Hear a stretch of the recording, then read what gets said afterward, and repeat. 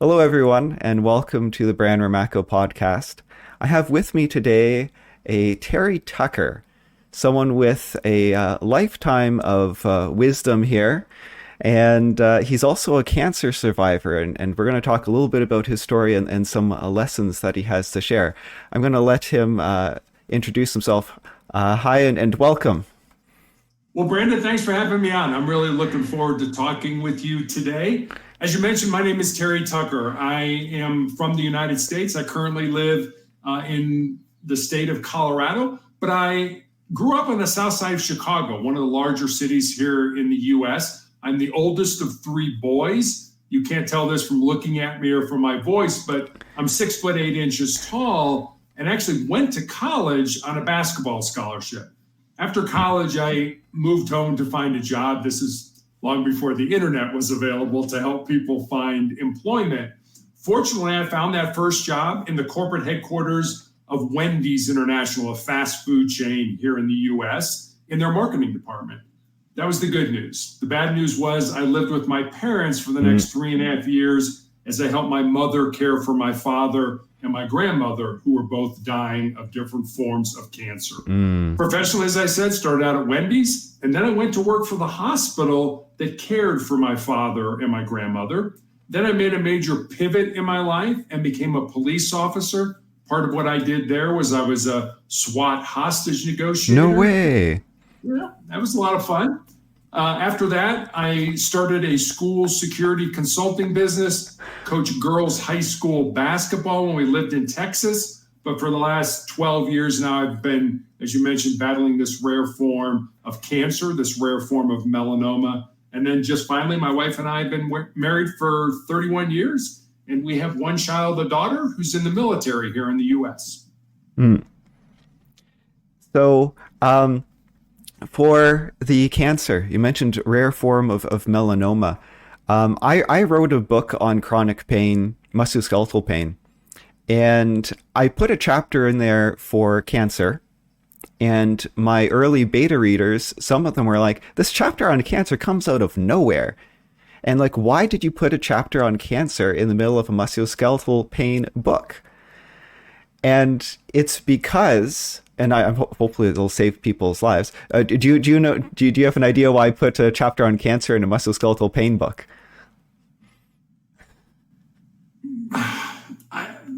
I'm not even going to try to fathom a guess. I don't know. No. Okay. Well, well with your family history of cancer. Although skin cancer might of course have skin signs first, but particularly if it starts to metastasize and go to other structures, typically goes to the spine first. Is one of the first stops. And so people get spine pain, this unending spinal pain, or as cancer progresses, at stage 4, of course, is metastasis. They get spine pain and muscle aches and pains. And there's so many people out there who, when they get cancer, they don't know they have cancer, and they go to the chiropractor, go to the physiotherapist. Their symptoms don't get better, and it just only progressively gets worse. And they're like, well, I did what I was supposed to do. You're supposed to go to the chiropractor, you're supposed to go to the physiotherapist. And it's not better. I guess, they told me, oh, that's just arthritis. It's just only going to get worse, but it can be a sign of cancer. It's interesting.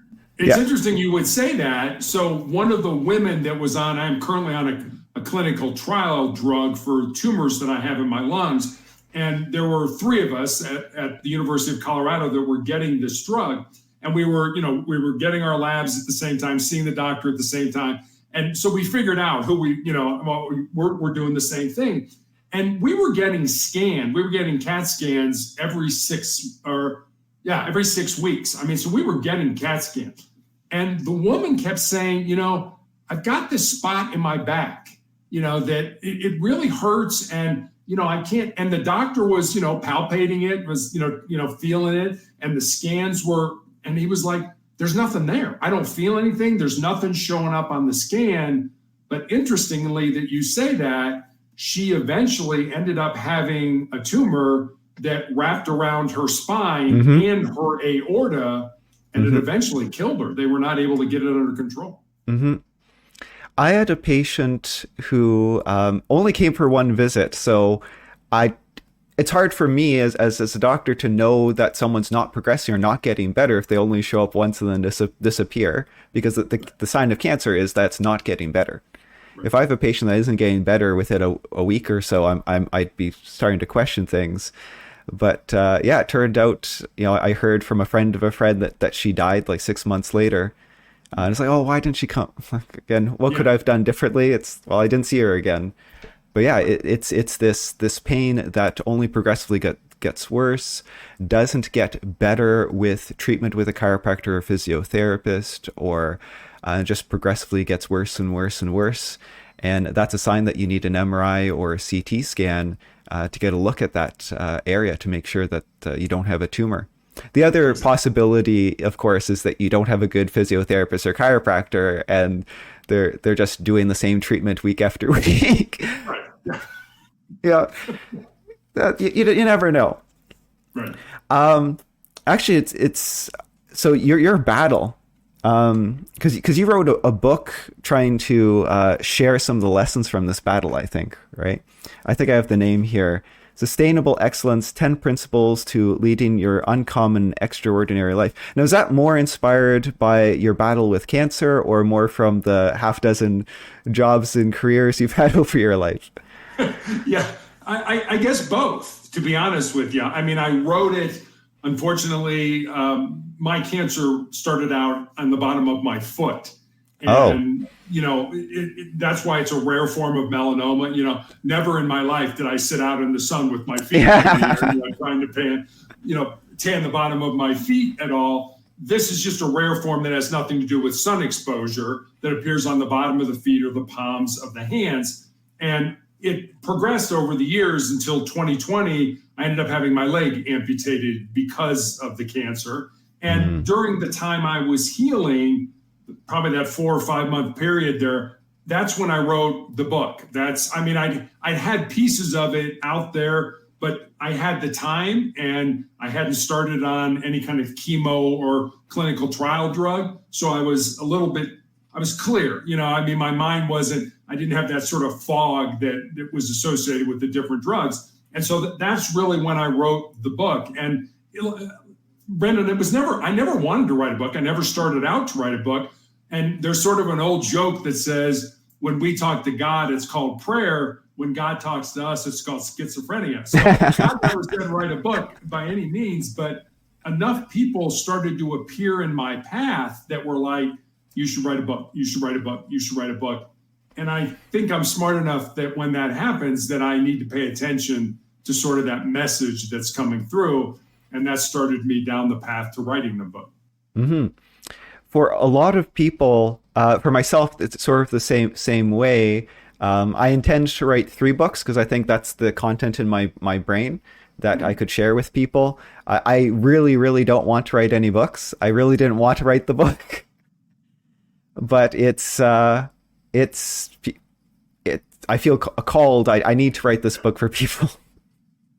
Yeah, and I felt the same way too when I wrote it, and I'm writing a second book now. I mean, Sustainable Excellence is a book about success, or what I've learned about success. The next book I wanted to write is also about another word that begins with S, and that's significance. Success is kind of what we do for ourselves. Significance is what we do for others. Now, don't get me wrong. I think you can be both. I think you can be successful and significant in your life.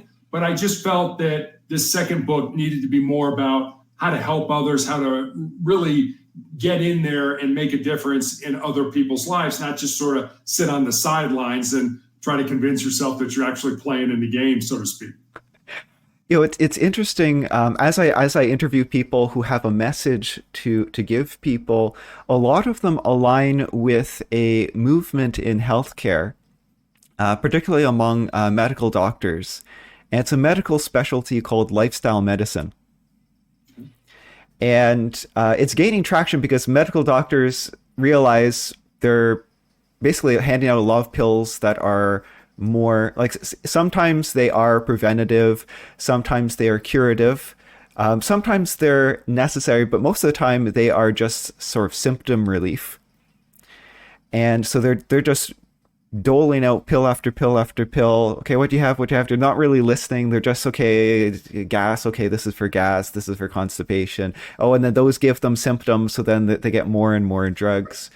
So it's trying to stop and listen to patients and really optimize patient success and get down to what's causing their problems. It's called lifestyle medicine. And one of the pillars of lifestyle medicine is finding life significance, because that helps combat, of course, depression, and helps people in the 50s, 60s, 70s, 80s. There's so many people who suffer from depression, loneliness, and they're scared to sort of make lifestyle changes at that point. But it's so necessary to find significance. Is there a particular, yeah. Yeah, I totally agree with you. I learned that watching my father die. It was, he was in real estate. That was his occupation, and he loved that. And he actually worked up till 2 weeks before he died. But I think if he had not had that purpose in life, something that, he could focus on other than, I feel terrible, I'm sick, these drugs make me nauseous, make me unable to sleep, give me all kinds of side effects. I learned that there needed to be a purpose. There needed to be something in your life. And I sort of tucked that in the back of my mind and said, well, when it's my time in the barrel, so to speak, I need to find that purpose. And I'm certainly limited in my mobility. I'm in a wheelchair. I don't have a leg. I have tumors in my lungs that I'm treated for every 3 weeks. And so I had to find that purpose. And for me, it was writing and being a guest on podcasts and different ways to say, this gives me energy. When I go for my treatment, it beats me up. It lowers my blood counts. It does all kinds of things. And my wife and I will occasionally butt heads about, she's like, you need to rest. You need to get your blood counts up. And my response is, I get plenty of rest when I'm dead. This gives me energy. This gives me purpose. And talking to people like you and having an opportunity to have these kind of meaningful discussions actually gives me energy. And that, I think it's because I have a purpose. That purpose provides me energy and it keeps me going. I mean, I could sit around and watch Netflix all day and, feel sorry for myself, but that's not who I am. And I'm just very grateful to have the opportunity to be on here with you today. Oh, and again, thank you for being here. So the drugs, you've talked about them a few times. A lot of people don't realize that cancer, although cancer what ultimately kills people, the symptoms of cancer is from the drugs. The brain fog in particular, all of them seem to cause brain fog. A lot of them cause nerve damage. Of course, there's different classes of drugs, but they're almost all toxic to a certain extent. What's been your experience? Yeah, so when I was diagnosed back in 2012 with this rare form of melanoma, I was told that more than likely I'd be dead in 2 years because they had nothing to offer me other than surgery. Like, if it's somewhere we can cut it out, we can do that. But other than that, we have no drugs, no treatment, nothing that we can offer you. And I thought, well, you've given me a death sentence. Maybe I can turn that death sentence into a life sentence. And the first thing that my doctor did was put me on a drug, and you're probably familiar with this, called interferon, which is for me was a horrible, nasty, debilitating drug. I took a weekly injection of that drug, and it gave me severe flu-like symptoms for 2 to 3 days every week. And I took those weekly injections for almost 5 years. So imagine having a terrible case of the flu every week for 5 years. And that wasn't a cure. That was, as my oncologist used to say, we're trying to kick the can down the road and buy you more time. Eventually, the interferon became so toxic to my body that I ended up in the intensive care unit with the body temperature of 108 degrees, which is usually not compatible with being alive. Somehow I survived that situation, but I had to stop the drug. Mm-hmm. And almost immediately, the cancer came back in the exact same spot on my foot. And that necessitated my foot being amputated in 2018. And my doctor wanted to put me on chemotherapy after I had my leg amputated. And I remember saying to him, is it going to save my life? And he was like, probably not, but it might buy you some more time. And I was like, well, if the outcome is going to be the same, whether I take the chemo, whether I don't, I'd rather not be in that fog and that. So I ended up taking the chemo because my family wanted me to. But now the drug that I'm on a clinical trial drug. And the way cancer proliferates in the body is it secretes a protein or an enzyme, whatever it is, that hides itself from your immune system. And what this clinical trial drug does is nothing to the cancer except go in and remove that enzyme and remove that protein so that my own immune system can say, just like a cold or a flu virus, hey, this doesn't belong here. We need to attack it. And so for the last 3+ years now, my own immune system has been keeping these tumors in my lungs stable. That's the good news. The bad news is it wrecks me. I mean, I go for an entire week, Monday through Friday, and I'm there for 6 or 7 hours. I have a terrible reaction to the medicine. I rigor, I shake, I throw up, I have a headache, I have a fever, all this kind of stuff. And it's interesting. I do that for a week. I get 2 weeks off. And then I do it for another week and then get 2 weeks off. And it's no longer an active trial with a lot of people. I am a single person trial, a single person study right now. And the reason is, and I still can't wrap my head around this, is what I've been told is people won't do that. They won't put in that much time. I said, even if it saves their life? And they're like, yeah. So we're going to have to retool and see if we can get it to a point where we give it to you once a week, every 3 weeks. But going 5 days a week, every 3 weeks, for most people, apparently is too much for a drug that very well may keep them alive. Now, it's maybe some of the audience won't understand that, but speaking as a doctor, oh my goodness, there's a lot of people. It's tough. I think of a story. I had a patient who couldn't afford diabetes medication. Okay, so you can't afford diabetes medication. It's type 2 diabetes. It's possible to, now hers was fairly progressed along, so most type 2 diabetes is completely 100% reversible. She was sort of at the tipping point where it might not be reversible, but she was starting to go blind. She was starting to lose sensation in her hands and her feet. Once you lose sensation in your feet, normally amputation follows soon after. And so hopefully she won't buy the drug. She's getting free service at the clinic, which is why I was dealing with her. And she has to stick to a diet. Like, she really needs to manage her blood sugar level from diet alone. And she's like, oh, I did so good. I was going to eat a big piece of cake and I ate half a piece of cake. It's like, oh my God. Like, people, and I know another person, pancreatitis, acute pancreatitis, which can also kill people. So I have pancreatitis, so I'm not supposed to drink. So, I'll cut down from 8 or 9 drinks a night down to 2 or 3, because you can't not drink. You have to drink. They don't realize, like, there's a culture that you have to eat sweets, you have to eat fast food. There's a culture you have to drink alcohol. And some people just can't fathom, making these sacrifices, even if it saves their life. I know. And I don't get that. I mean, we're all going to die. I mean, nothing we can do is going to prevent that. But why can't we live the best possible life that we can? And, one of the diagnostic tools that my doctor used initially was what was called a PET scan.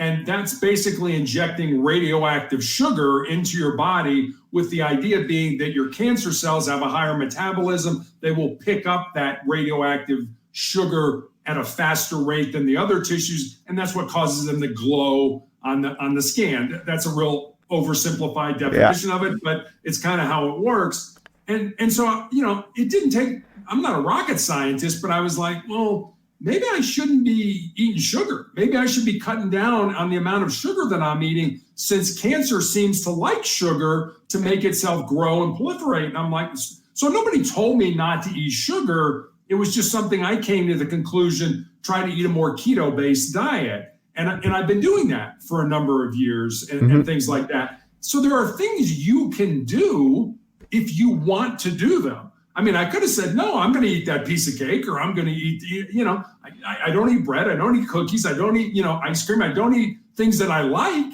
but it's a trade-off. Do you have the discipline to do that and say, I'm not going to do that because it's not in the best interest of my overall health? Now, do you also have a support system? Do you have a supportive family, or? I have an incredibly supportive family. I mean, Okay. my wife, it's my wife and daughter. My wife has been with me the entire step of the way. I am being treated at a university setting hospital. So I have access to an oncology pharmacist and all kinds of people that, and I'll give you a quick example. I read an article that there were doctors in Portugal who were doing research with DHA, the fatty fish oil, and they found that, and it wasn't a cancer research, but they found that cancer cells picked it up and it acted like a Trojan horse for them and killed them. So I remember going to my oncology pharmacist and saying, hey, I want to start DHA. I want to get on this. Are you good with that? And she said, well, hang on, let me research it and we'll go back and I'll get back to you. And she's great. And so she did. She said, we don't want you to take it because back in 2017, I ended up having a blood clot in my lung as a result of some biologic medication I'd been on. And she said, so you're on a blood thinner already. DHA will thin your blood even more, and we're concerned about potential bleeding. So I didn't take it. I mean, but that's the kind of information I want. Tell me why I can or can't do something in English. I mean, I'm not a doctor. I don't medicalese me on this. Tell me why it doesn't make sense. And that made sense to me. Okay, I'm already on a blood thinner. I don't want to have my blood thinned anymore for the potential bleeding effects that it might have. So I didn't take the medicine. But that's where I feel lucky that I have these, not only my family, but also people in the medical community where I get treated that are able to help me make decisions that are in my best interest. Yeah, a lot of people think they have to do things alone, and they don't necessarily have to do things alone. Yeah. I have a long list. I've collected a long list now of things to comment on or add in. So maybe I'll go through some of these before we get too far off topic. So interferon. Interferon is, your body naturally produces interferon. Interferon is a subcategory of cytokines, and cytokines are the chemical messengers in the human body. Interferon is the chemical messenger in particular to activate the immune system when you have a viral infection. So it's no wonder people get flu symptoms when they're on interferon, because it puts the immune system into high gear. They did find that interferon seems to inhibit angiogenesis, which is the creation of new blood vessels, and it inhibits the creation of epithelial cell, which is skin cells. So I didn't remember, I knew you were a cancer survivor, but not what type of cancer. But now interferon with skin cancer makes sense because it'll slow the growth of cancer. And cancer normally, one of the hallmarks of cancer is part of the mutations of cancer is one of the necessary mutations is it needs to emit something to pull in and create new blood vessels so it can grow. And so since interferons inhibits the growth of new blood vessels, the cancer can't get more blood. So if it can't get more blood, it can't grow at a fast rate, or it can't grow itself bigger and bigger.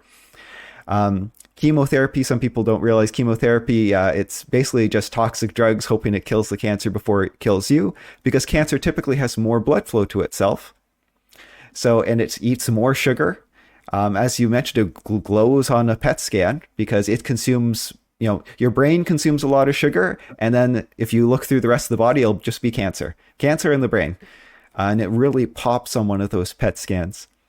PET scans, as a physicist, at one time I was doing a PhD in physics, and PET scans are some of the coolest things to discuss with people.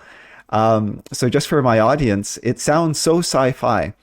So it's positron emission tomography.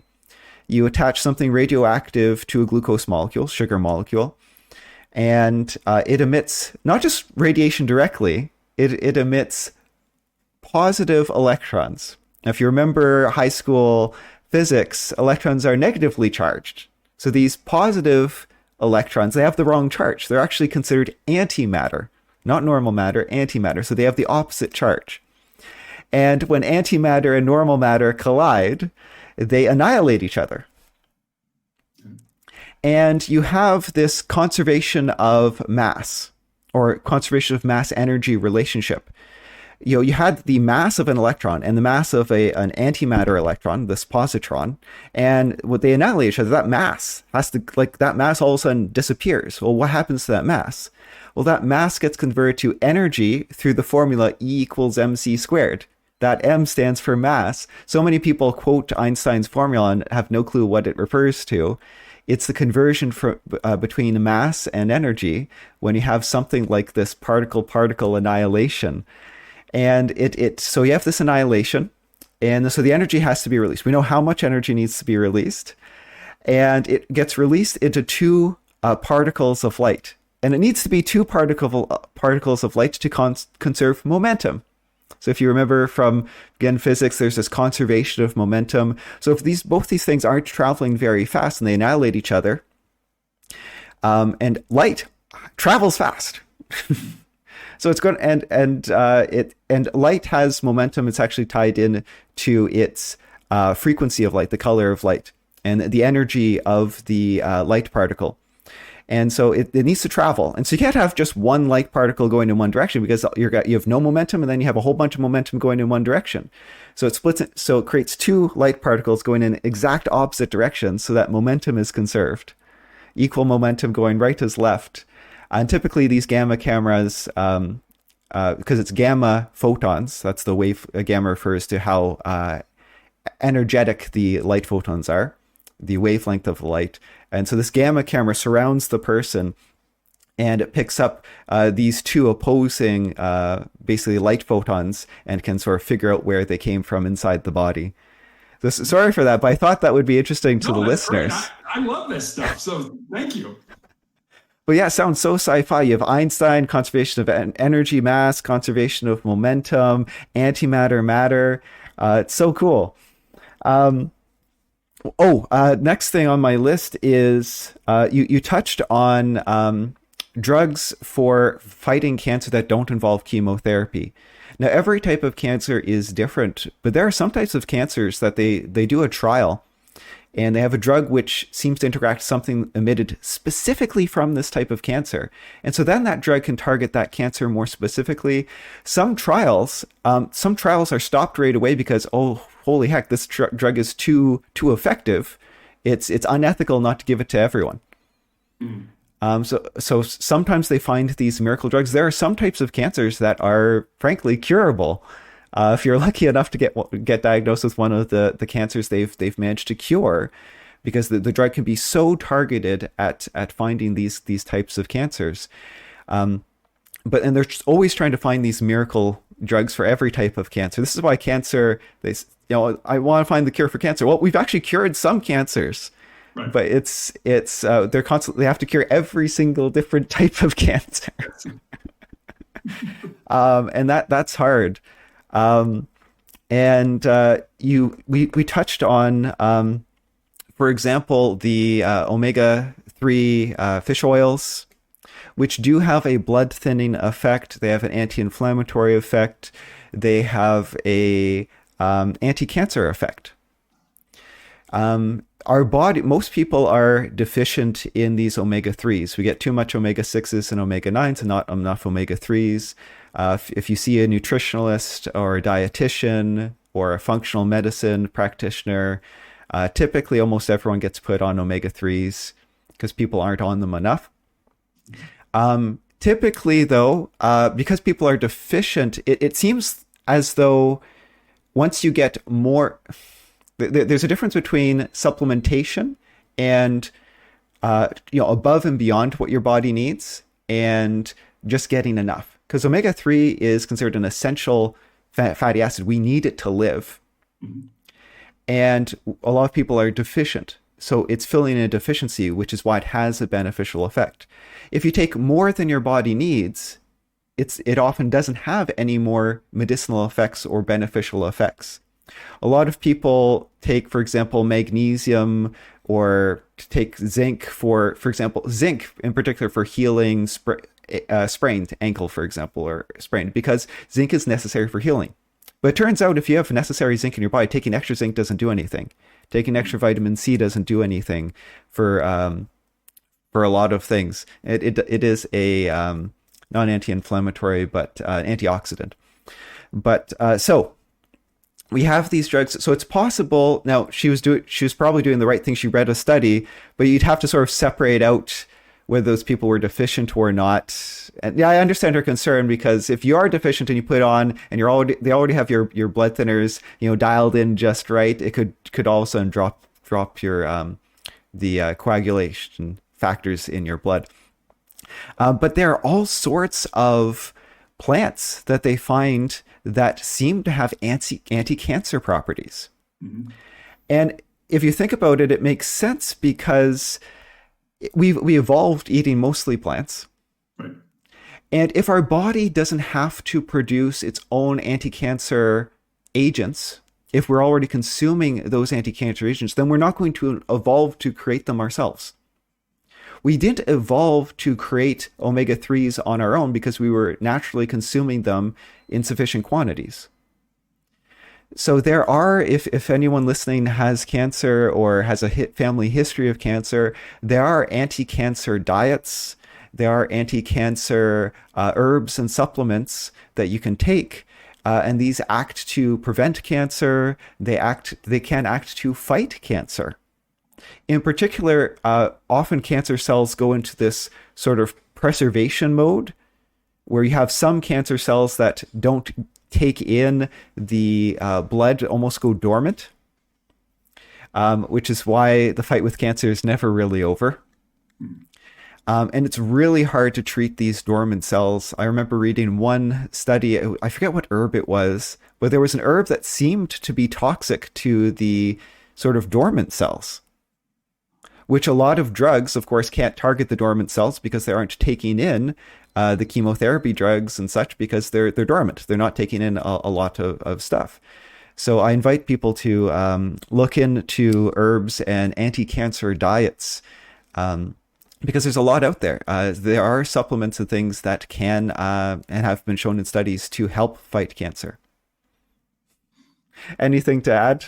Sorry, I ranted there. You're absolutely right. And I think that's, there's sort of that balance. I'm not willing to throw out Western medicine, but at the same time, I'm certainly absolutely interested in, like you say, what can I eat? What can I do to help myself? I mean, I've been, over these 12 years, I've had all kinds of people, it's like, well, you should take pH water, you should be more alkaline. And I'm like, well, everything I've read says your body maintains a pH. Yeah. So like you say, you put more alkaline in it, your body's not going to do anything with that. It's going to maintain that regular pH. So why am I going to spend $1,000 on a machine that gives me alkaline water? It's the same thing with vitamin C. You should have IV vitamin C. And I'm like, well, vitamin C is water soluble. Whatever you don't use, you get rid of. It's not like you're storing it up. So, there's a lot of things. But again, I feel like I'm a consumer of healthcare, to be honest. I want to understand, yes, that makes sense. I should do that. Or no, that's not really, and that's where you get into. But I am absolutely interested in marrying traditional Western medicine with diet, exercise, proteins, herbs, whatever it is that can help me. And, sometimes my wife looks at me like, are you, I said, no, I love this stuff. I enjoy reading or hearing about it. So thank you for giving all that to me. I appreciate it. Yeah. And for our audience, yes, when I'm saying herbs and things, I'm not saying take those herbs instead of listening to your doctor. And of course, you can run all these, anything you read online, you can run through the dietitian at the hospital, your oncologist at the hospital. Have them check the research papers and how it fits in with your drug regimen, just like Terry did with the omega-3 oils. So you're not alone. And don't rely, there's so many scammy things on the internet. Oh, yeah, that pH stuff. You brought up a good point. Yeah, our body maintains a neutral pH. Like and, and this little bit of acid or a little bit of alkaline. Oh, the crazy thing is that these super nature people are drinking alkaline water and then they have their apple cider vinegar, let's say, right afterwards. I'm like, oh my God, how does that make sense in your heads? Okay, I'm going to have some alkaline water and then I'm going to drink some acid. Acid, yeah, exactly. Oh my God. So I think I've caught up with basically everything I wanted to cover. Um, you have some truths, I think, from your book. I think something like four truths. Do you want to go through some of those now for the audience? Sure. So yeah, and it's funny because people, well, how'd you come up with these four truths? The honest truth is, I was on a podcast called My Three Truths, and I really had to, it forced me to sit down and say, what do I believe is foundational? What do I believe is so important that it's not going to move regardless of how I feel or things like that? And I came up with these three truths, and then I added a fourth one. And I have them here on a Post-it note in my office. So I see them multiple times during the day and they constantly get reinforced in my mind. And they're just one sentence each. And the first one is control your mind or your mind is going to control you. Mm-hmm. The second one is embrace the pain and the difficulty that we all experience in life and use that pain and difficulty to make you a stronger and more resilient individual. The third one, and this is the one I added, I look at it more as a legacy type of truth. And it's this: what you leave behind is what you weave in the hearts of other people. And then the fourth one I think is pretty self-explanatory. As long as you don't quit, you can never be defeated. And so I call these four truths, they're sort of the bedrock of my soul. I just think they're a good place to start to try to build a quality life off of. Mm. Now, if I can ask you questions about each of these, maybe delve into them. So, controlling your mind, that first one, or else it'll control you. Have you read Psycho-Cybernetics? I have not. Okay, I'm almost surprised because as a coach, you were a coach, right? I was, yes. So Psycho-Cybernetics is a fairly, if you have you heard of it? Yes, I have heard Yeah, of it. yeah, Yes. because it's for the audience. Famous book. I don't know. Was it 50 years old now? It sort of laid the foundation for modern cognitive behavioral therapy and a lot of coaching techniques. Some of the techniques found in the book have been used by high performance athletes or high level athletes for many years. You don't necessarily need to read this book because basically everything since then has borrowed from this book. But yeah, the Psycho-Cybernetics, it's all about sort of the self-image and working on your brain or getting your brain to work for you. Do you want to add to that? Yeah, you're absolutely right. And I have looked into things, and I guess I learned this lesson early in my life. When I was in high school, I had 3 knee surgeries. And when I went back playing basketball after those knee surgeries, I remember my brain was putting all kinds of negative thoughts into my mind. Things like, hey, you're probably a step slower since your surgeries, and college coaches aren't going to be interested in recruiting you. And I remember thinking, wait a minute, I am still playing at an elite level, and coaches are still reaching out about potentially getting a scholarship to go to their college university. I guess I learned it early when I was in my teens that I needed to flip the switch. I needed to concentrate more on the positive. And I remember the Cleveland Clinic here in the United States has done a lot of research on the brain and things like that. And I've heard all kinds of statistics, so I'm just going to throw theirs out. I'm not going to tell you it's the end all, the beat all. But they say on any given day, we have roughly 60 to 70,000 thoughts that pass through our mind. And about 95% of those thoughts are thoughts from the previous day. So they're not new thoughts. They estimate about 3,500 new thoughts every day. And so if you think about all the thoughts running through your mind can still only hold one thought at a time. And my thought is, why would you want to make that a negative thought? And I think the problem with most people, and I know I've done this in my life, is that we think with our fears and our insecurities instead of using their minds. And Brandon, I know I've done this. I know I've wanted to, start a business or do something, and you kind of pull back. It's like, oh, wait a minute, maybe I'm not smart enough. Maybe I don't have enough information. What will people say about me if I fail?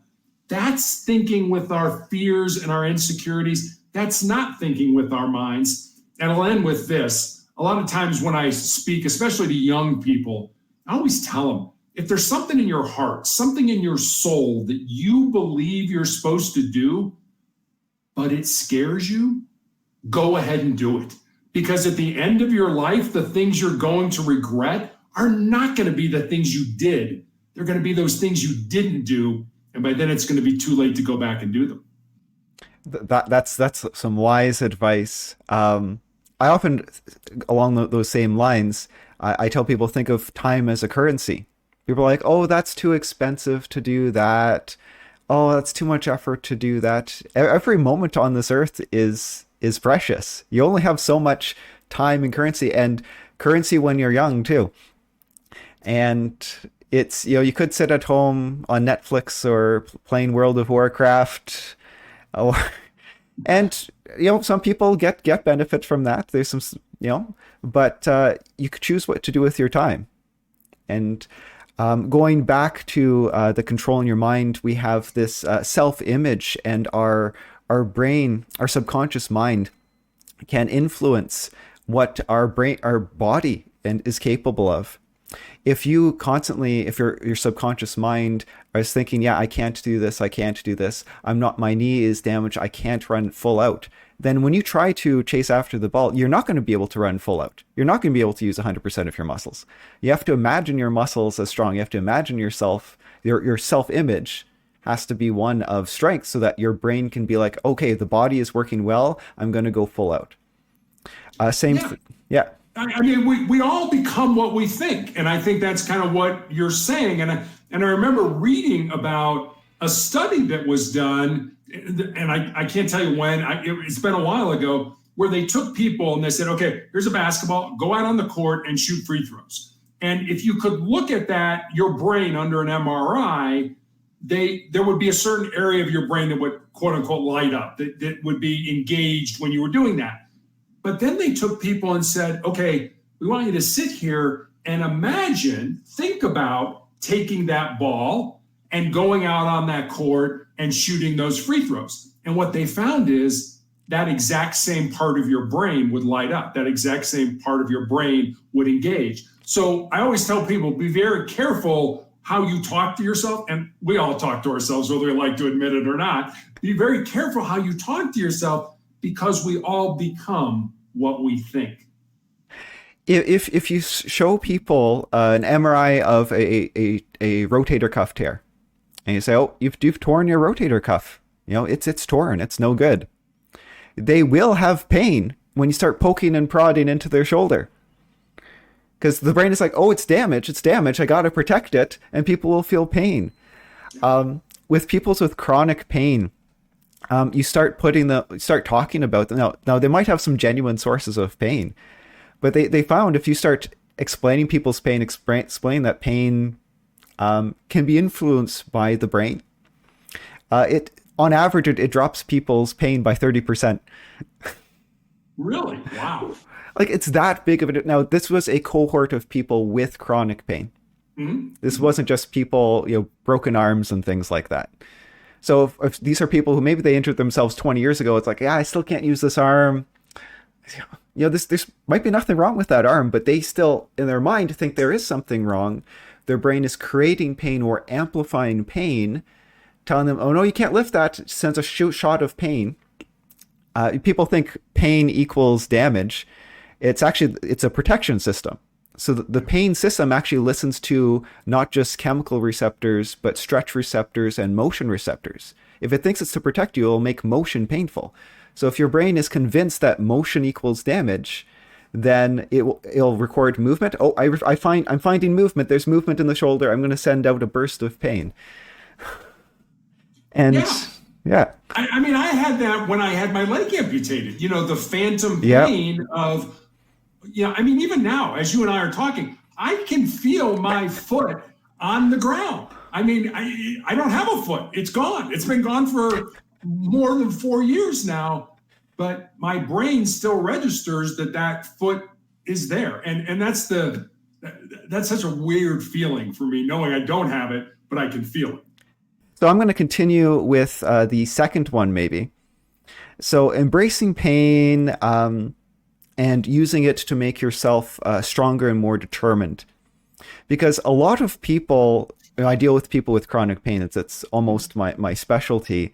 A lot of people, I think, embrace pain in a very negative way. They almost like wallow in it. They use it as a blanket. They use it as an excuse to get to sort of close in, separate from the family, not do things. No, it's my pain. It's my pain. You don't understand my pain. What do you say to those people?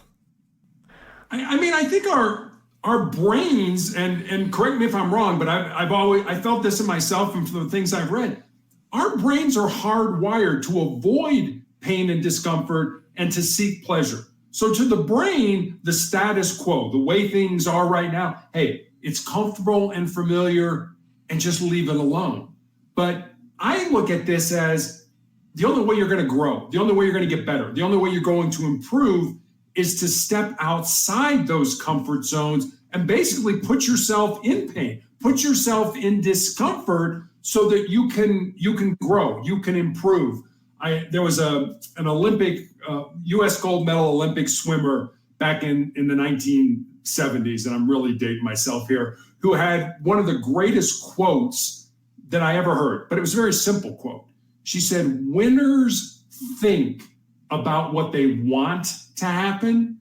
Losers think about what they don't want to happen." And I think using that concept of pain, we're all going to experience pain in our lives. Pain is inevitable. And I wish I'd said this quote, but I did. And it's been attributed to a bunch of people.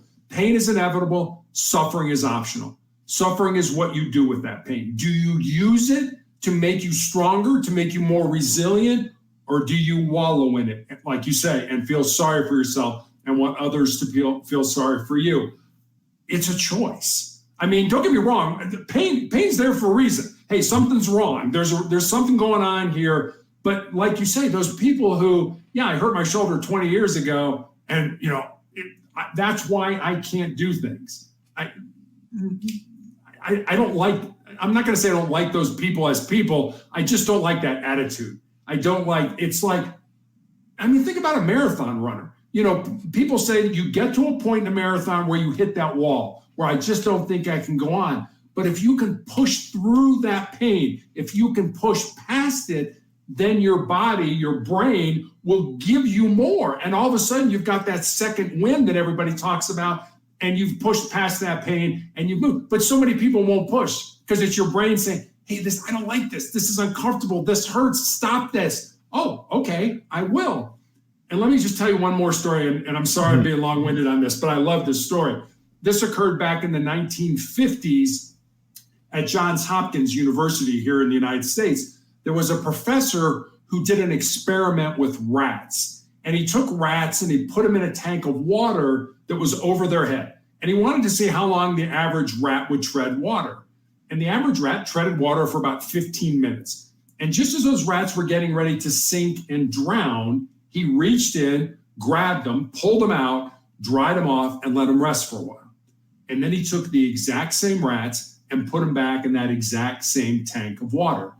And the second time around, on average, those rats treaded water for 60 hours.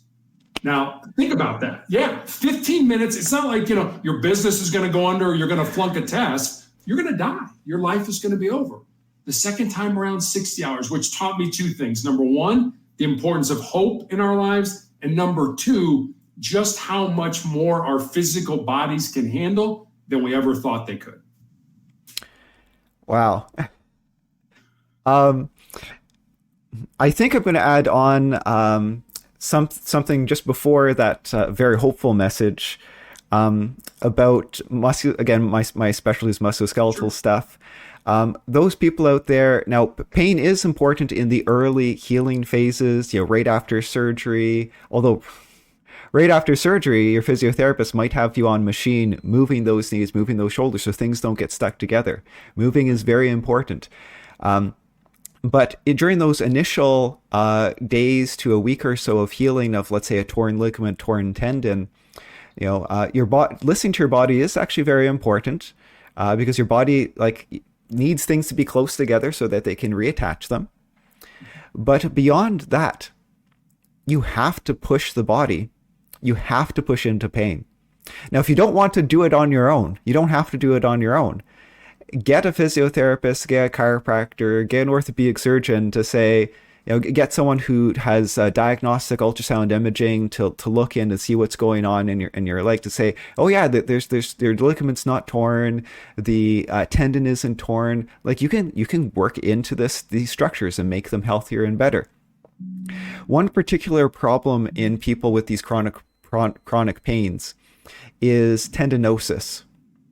Now, I'm not saying these people who've hurt themselves 50 years ago, 20 years ago, don't have issues. One of the issues they have is a tendinosis. When they do imaging with MRI or with musculoskeletal ultrasound imaging, they find that the tendon is swollen and it's full of water. Or it looks like it's full of water. It's weakened. The strong fibers just aren't there. There's different types of collagen, and the strong collagen fibers just aren't there. And they find that it's not broken, it's just weak. And they find that it's full of neovascularization. The body seems to be listening because there's extra nerve endings there, but it's just weak. And the only thing that they found that truly helps to get rid of this weak, tender, sensitive tendon is to use it. That's the only thing, because the cells that create the strong collagen only activate when they're under tension. You have to use the tendon in order for the cells to turn on, for the tendon to become stronger, for the tendon to become normal. You have to push into pain, or else you're always going to have a tender and sensitive tendon, and you're always going to have a source of pain. Your brain might be amplifying the pain, as we discussed earlier, but you will have a source of pain there until you sort of push in and you make that tendon stronger. The last person I interviewed, blew out their knee, tore all the ligaments. I was like, yeah, well, he's a not a physiotherapist, but a personal trainer. Yeah, I know what I'm doing. I'm just going to do physio. I'm not going to do the surgery. Anyway, a couple weeks, he goes to the surgeon. Surgeon's like, oh yeah, I think I'm going to evaluate you for surgery now. He's pulling on his knee. He's like, oh, your knee's solid. How'd that happen? Well, what happened? This is all torn up on the MRI. What's going on? I thought I would need to go in and repair all these ligaments.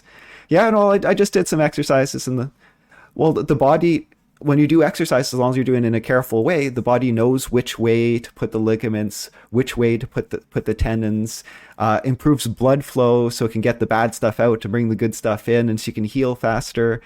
Again, you can do it under supervision. You don't need to do everything on your own if you're worried, because you might be working with pain. But our bodies are capable of a lot of healing, and particularly these chronic problems, you have to push into pain to get through these things. Sorry for my rant. No, I love this. This is great information. I mean, I'm learning a lot just from you. Thank you. It's mutual. Okay, number 3 was understanding what you leave behind is what you leave in the hearts of others. Yeah, yes. There was a children's television host when I was growing up. His name was Fred Rogers. Mr. Rogers' Neighborhood was credited with so many, just helping kids validate themselves, validate their feelings and things like that. When Fred Rogers died in 2003, his family was going through his effects, and they found his wallet. And inside his wallet was a scrap piece of paper on which Mr. Rogers had written 4 simple words: life is for service. Brandon, I've seen so many people in life that feel they're born empty, and that when they get out of school and get into life, whatever that looks like for them, that then their job, they feel, is to fill their empty self up. I've got to get the best education, make the most money, drive the nicest car, live in the nicest house, have the latest gadgets and gizmos. And what I found is it's just the opposite.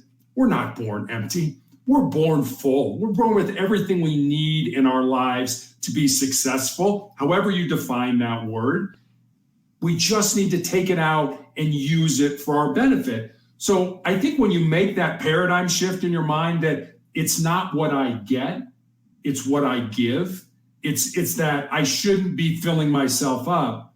I really should be emptying myself out with my unique gifts and talents, certainly for the betterment of myself, but also for the betterment of my family, of my friends, of my community, etc. When you make that shift, when you realize money, fame, fortune, influence, none of that comes with you beyond the grave. The connection, the love that you have with other people, that's really what's important in life. And as we've spoken, you said you don't have to do this stuff alone. You don't have to do this stuff in a vacuum. There are other people around to help you that will make you a better human being if you give them that opportunity. Mm-hmm. Very eloquently said. Thank you. Maybe I don't have anything to add to that. And we'll revisit your number 4. If you don't quit, you can't be defeated. Yeah, I think this is self-explanatory, but the way I interpret it, or the way it resonates with me, is this: someday my pain is going to end. It may end through surgery. It may end through some type of new medication or procedure. Quite frankly, it may end when I die. But if I quit, if I give up, if I give in to pain, then pain will always be a part of my life. There's a friend of mine that actually works with my wife, who's a former Navy SEAL, a member of the military here in the United States. And the SEALs have this thing that they call their 40% rule, which basically says that if you're done, if you're at the end of your rope, if you can't go on, that you're only at 40% of your maximum, and you still have another 60% left in reserve to give to yourself. So I always tell people, the next time you want to sit in front of the TV and not go to the gym, remember, you've got that 40% left in reserve. The next time you don't want to take a course or read a book that's going to improve your life, you've got that 40% in reserve. The next time you don't want to stay late at the office and make that call that might get you that potential sale, understand you've got that 60% left. And I think it goes back to the story we were talking about with the rats. If you understand that you can push past that pain, you can use it for your benefit. Like as we've discussed, it's important to understand pain and to take account of it. But you can also, if you do it the right way, push past it. Mm-hmm. And pushing past it makes you stronger mentally, physically, emotionally. And I don't think people realize that, because their brain's telling them, hey, this hurts, this is uncomfortable, knock it off, stop, don't do it. And people listen to their brain.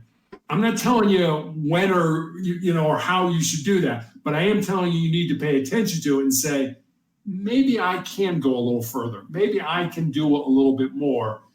That's going to be on you when you decide whether you want to do it or how you want to do it. But don't just say, my brain's telling me to stop and I'm going to quit. You never grow that way. You've got to push past those comfort zones. I think that's a pretty powerful message to finish off on. Do you have any other closing comments? I'll give you one more quick story, if you don't mind. Oh, yeah, no. So one of the nurses who cares for me in the infusion center asked me one day, she said, what was it like to have your foot amputated and your leg amputated? And I said, it certainly hasn't been easy. I'm 6'8" tall. So learning to walk again, falling is not an option. You get hurt from this height if you fall. I said, but cancer can take all my physical faculties, but cancer can't touch my mind. It can't touch my heart, and it can't touch my soul. And that's who I am. That's who you are, Brendan. That's who everybody who's listening to us really is. And we spend a tremendous amount of time on this body. We go to the gym, we eat right, we get enough rest, we reduce stress. And I'm certainly not telling you not to do that. I believe you should. But what I am suggesting is maybe every day spend a little more time on who you are, your heart, your mind, and your soul. We know at some point this body is going to die, it's going to decay, and it's going to go away. But our heart, our mind, and our souls, those things I believe are eternal. Those things I believe live on. And I just don't think we spend nearly as much time working on them as we should. Yeah, and these are things that you can work on. Yes. People think that, oh, I just can't, or just, I mentioned lifestyle medicine before, and there's gratitude journals. There's you can have a medical doctor if they're lifestyle medicine. They will coach you on try to find make positive changes in your life and to find these things that bring meaning to your life, because it's important. And sometimes it's not easy to find these things and to develop these things to change how your mind works. That Psycho-Cybernetics book is full of mental exercises, thinking exercises to try to change how your brain thinks. It's not something, okay, I'll just, I guess it's all in my head. Okay, pain, go away. So for some people, it is that easy. For others, it takes a lot of mental work to change how your brain works, but you don't have to do it alone. Family, health professionals, mental health counselors, life coaches, health and wellness coaches. There's a lot of resources to try to help you make these changes. So I want to thank you so much for helping me and our audience. It was an excellent, I think, very informative interview here. Thank you, everyone listening. I hope you learned something, and I wish you all the best. Cheers.